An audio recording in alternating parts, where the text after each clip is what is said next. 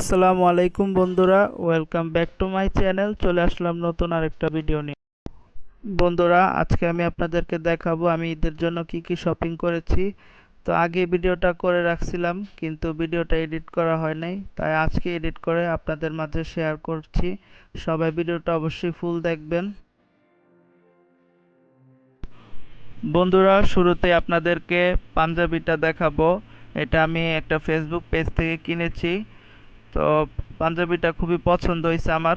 তো আপনাদের সবার কেমন লাগছে অবশ্যই কমেন্ট করে জানাবেন।